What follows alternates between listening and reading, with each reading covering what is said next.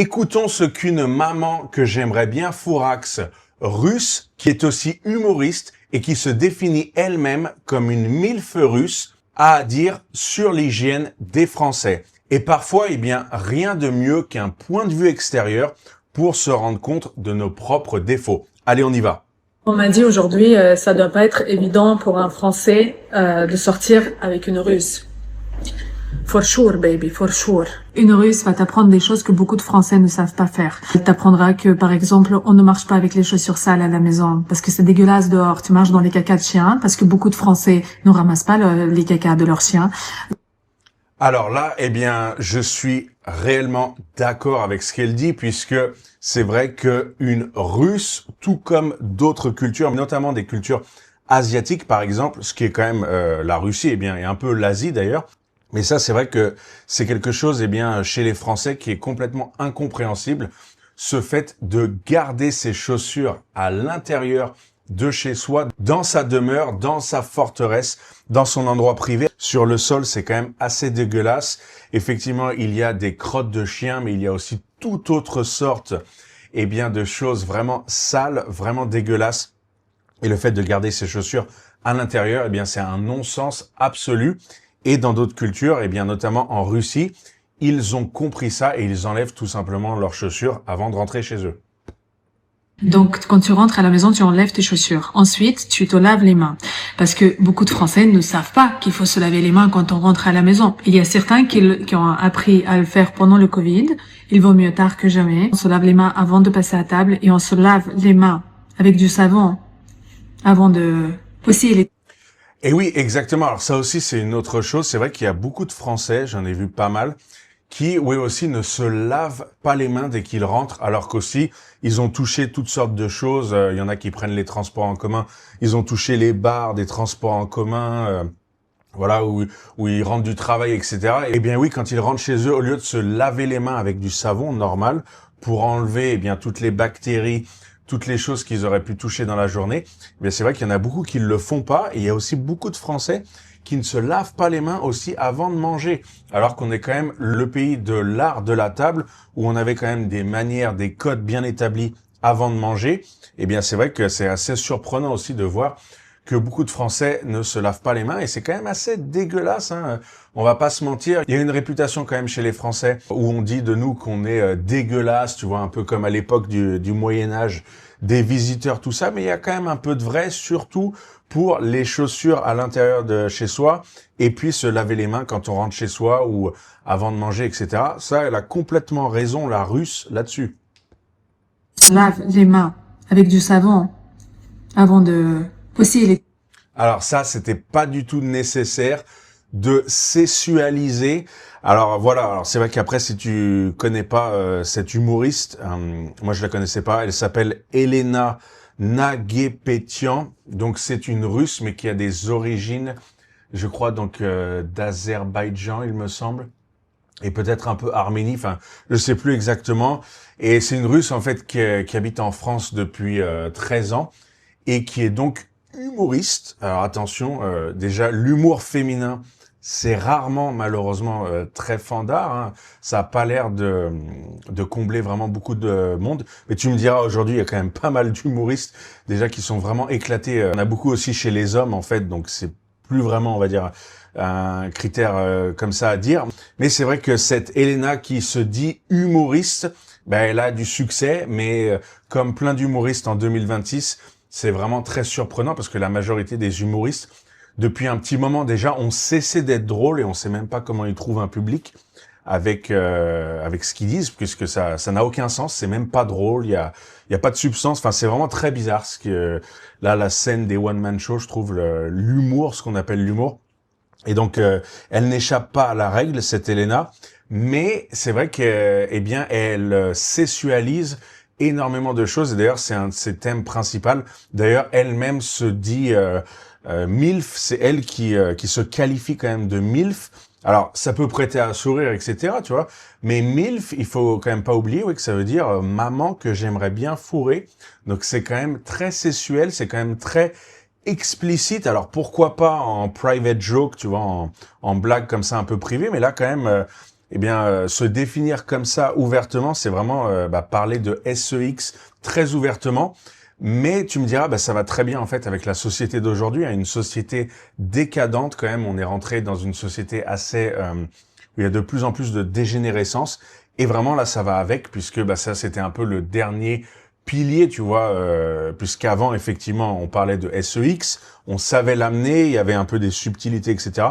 Mais aujourd'hui c'est vraiment cru, c'est vraiment ouvert, mais c'est malsain, tu vois, c'est glauque. C'est pas quelque chose qui passe, et je suis loin d'être un puritain ou fermé d'esprit ou quoi que ce soit, tu vois. Mais la manière dont vraiment aujourd'hui c'est amené, tu sens que c'est malsain et tout. Alors, il y en a qui disaient que c'était un peu la bigarre féminine. Donc voilà, je sais pas d'ailleurs si toi tu sens un peu ce que je veux dire, si tu arrives à comprendre. Je pense que tu arrives à comprendre, mais est-ce que tu l'as vu? Tu peux me dire aussi si tu as observé la même chose, un petit peu comme je l'ai vu dans cette société d'aujourd'hui. Et pas qu'en France d'ailleurs, hein, c'est vraiment, c'est un peu global, on va dire. Peut-être un peu plus en France, mais je pense que c'est à peu près partout pareil, et aux États-Unis notamment. Et d'ailleurs, si tu veux aussi recevoir ton guide de résumé qui reprend tous les points que j'aborde et que je vais aborder dans cette vidéo, eh bien, tu as juste à m'envoyer envoie dans la barre des commentaires et moi, je t'envoie ton guide suprême de résumé dans ton email. Voilà, on continue. Avant de... Aussi, elle est très directe et très franche. Tu me dirais, mais c'est génial. Of course, baby, c'est génial. Mais...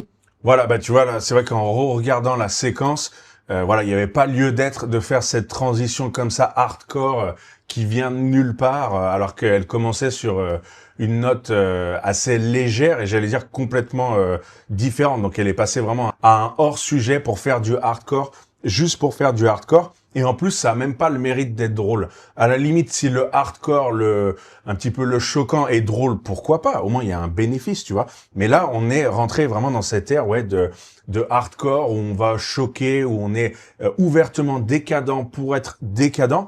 Et en plus, c'est même pas drôle. En plus, il y a rien à l'intérieur. Donc, c'est que de la loose. Donc, tu vois, c'est une preuve ultime. Eh bien, qu'on est rentré quand même dans une ère de la décadence, un peu une ère de la fin d'un cycle, de la fin de quelque chose. Pour moi, ça, c'est vraiment un signal très fort qui nous le montre, tu vois. L'humour comme il est défini aujourd'hui, eh bien, en est une preuve assez saisissante. Il faut pas être susceptible, parce que si un jour tu prends du poids, elle te dira, t'es gros, tu ressembles à un porc, va faire du sport. Et puis, tu n'auras jamais le temps de faire la gueule et d'être triste. Voilà, alors ce qu'elle nous dit aussi, que les Russes, si tu as une femme russe, elles vont avoir tendance à être beaucoup plus cash et à dire, voilà, si t'es gros, elle va dire tu ressembles à un porc. Alors c'est quand même assez dur de dire ça, mais je vois ce qu'elle veut dire parce que c'est vrai que, en fait, si tu veux, cette manière de faire, tu retrouves ça aussi, par exemple, en Asie, où en Asie, encore une fois, qui est quand même, la Russie est en partie en Asie, donc ils ont des codes bien sûr asiatiques aussi, et tu retrouves ce côté en fait directement cash, sans garde-fou, sans aucune, j'allais dire, idée un petit peu d'empathie entre guillemets envers la personne, où ils vont juste dire les termes bruts, sans rien autour, tu vois, il y a pas de vaseline, il y a pas de mousse pour bien voilà, pour bien mettre le truc. Là, c'est directement ils vont sortir comme ça des trucs très bruts qui sont quand même assez vrais, mais c'est vrai que c'est très brut et en fait, c'est des sociétés comme ça assez cash, alors qu'en France, nous on est cash aussi, tu vois. Mais généralement, on va quand même moins être vraiment très direct. On a tendance à quand même parfois prendre un peu plus de pincettes, notamment si quelqu'un est en surpoids ou quoi, tu vois, on va pas le dire cash comme ça directement. Mais là, c'est vrai que c'est comme ça qu'ils font, puisque c'est des cultures en fait beaucoup plus pragmatiques, qui sont beaucoup moins humanistes aussi. C'est pas des cultures qui ont développé le romantisme, etc. comme c'est arrivé en France. Donc du coup, ça s'explique en fait quand tu regardes d'où viennent ces peuples, d'où viennent ces cultures. En fait, ça s'explique ce côté cash, ce côté brutal, assez agressif dans des vérités brutes. Voilà, alors c'est vrai qu'il y en a qui vont aimer, qui vont s'y accommoder, puis il y en a d'autres où ça passera pas. Mais en fait, c'est normal, puisque voilà, encore une fois, ça c'est les cultures. Ne te laissera pas faire. Et si jamais elle te dit, c'est-à-dire, ne répète surtout pas ce que tu viens de dire. Elle te laissera pas faire la gueule, ouais, effectivement. Enfin, si la femme russe est un peu comme comme cette Elena, enfin du moins dans la vidéo là où elle a un air quand même assez très sérieux, assez fort. Ouais, effectivement, enfin, c'est dur d'être joyeux dans une ambiance comme ça. On sent quand même une dureté dans son regard, etc. Après, c'est vrai qu'il faut aimer, quoi. Faut aimer. Hein. Il y en a beaucoup qui fantasment un peu sur les femmes russes parce qu'il y en a qui vont dire que c'est un peu les vraies beautés caucasiennes entre guillemets, que ce serait des beautés. Alors c'est vrai que oui, les femmes russes, elles ont un certain physique, elles ont un certain attribut. Mais tu vois, moi je pense que aussi dans la beauté féminine, il y a plus que simplement la plastique, le corps, les traits du visage, les formes. Il y a aussi, il y a beaucoup le charme qui rentre en compte, tu vois. Par exemple, moi, je suis moins sensible chez les femmes russes ou même les femmes de l'Est en général. Je les trouve pas forcément très attirantes parce que bien qu'il y ait une certaine plastique, certaine beauté physique, dirais-je. Je trouve que sur des autres choses, tu vois, je retrouve pas forcément ça. Après, c'est mon avis perso, hein. Mais c'est vrai que c'est assez marrant parce que quand il s'agit de femmes russes, de femmes de l'Est, j'ai l'impression quand même qu'il y a pas mal d'hommes, un certain nombre d'hommes qui vont être unanimes et penser que c'est des femmes magnifiques, qui représentent vraiment la beauté dans le monde. Alors qu'en fait, non, la beauté, si tu veux, elle est universelle.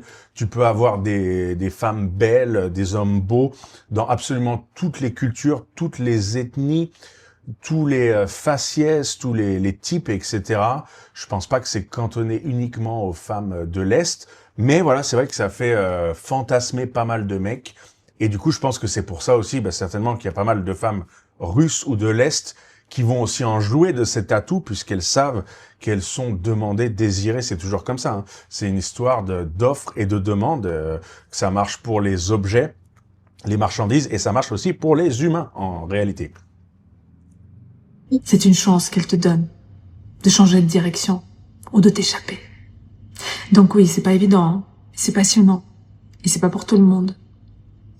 Alors oui, effectivement, encore une fois, de la manière dont tu l'amènes, je sais pas si ça voulait être de l'humour, mais ouais, non, c'est pas pour tout le monde puisque effectivement, faut kiffer là la manière dont elle présente une supposée relation que pourrait avoir un Français ou un étranger avec une Russe. C'est qu'en gros, il faut se tenir à carreau, que c'est la femme russe, elle va prendre un peu le dessus entre guillemets, enfin d'après ce qu'elle dit, puis un air quand même voilà assez fort, assez sérieux. Moi personnellement, c'est quand même pas l'idée que je me fais d'une femme en fait, voilà. Après bon, c'est Elena, elle parle en son nom. Hein, bien sûr que toutes les femmes russes ne sont pas comme elle, et c'est elle comme elle est, voilà, comme elle se présente. Mais voilà, je sais pas. Enfin, sa vidéo était quand même un peu. Ça commençait d'une manière intéressante où elle parlait de l'hygiène, puis après elle commence à sexualiser le truc, puis à dire un truc un peu flou, et puis c'est censé aussi être une vidéo humoristique puisqu'elle nous a mis un hashtag humour, hashtag France, hashtag drôle. Donc voilà, je sais pas, alors c'est peut-être ce qui est devenu l'humour en 2026.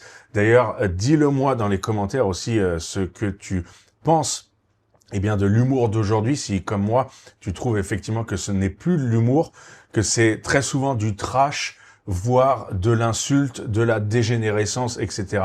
Dans l'humour d'aujourd'hui, c'est vraiment parti en yeux-coups sévères, tout ça. Et puis il y a aussi cette idée aussi des femmes humoristes. C'est quand même assez connu pour pas mal de gens quand même. Ils vont te dire qu'ils trouvent pas les femmes souvent très drôles. Alors moi je pense que les femmes en fait peuvent être très drôles. J'ai rencontré pas mal de femmes comme ça en tant qu'amies ou autres qui étaient drôles, qui pouvaient avoir un sens de l'humour.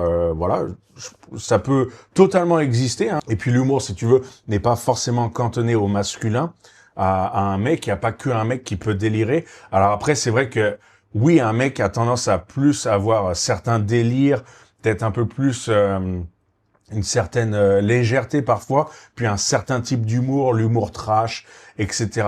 Voilà, un peu à l'époque, l'humour sexuel, tout ça, c'était plus cantonné aux hommes. Je pense que dans la vie, en fait, il y a des femmes qui ont de l'humour, qui ont un sens de l'humour, etc. Par contre, c'est vrai que en tant que femme humoriste, tu vois, les femmes connues, Ça, moi, je suis quand même plutôt d'accord avec un peu l'opinion de pas mal de gens. Je trouve qu'il n'y a pas beaucoup de femmes très drôles, quoi. Vraiment, c'est assez rare. Alors peut-être qu'aussi, il y a moins de femmes qui se lancent dans l'humour que les hommes. C'est peut-être aussi, si tu veux, une explication. Il y a un nombre plus réduit, donc il y a moins de possibilités, moins de combinaisons possibles. C'est peut-être vrai aussi, hein, honnêtement, c'est peut-être ça, parce que c'est vrai qu'il y a pas mal de mecs humoristes quand même qui dominent quand même plus que les femmes.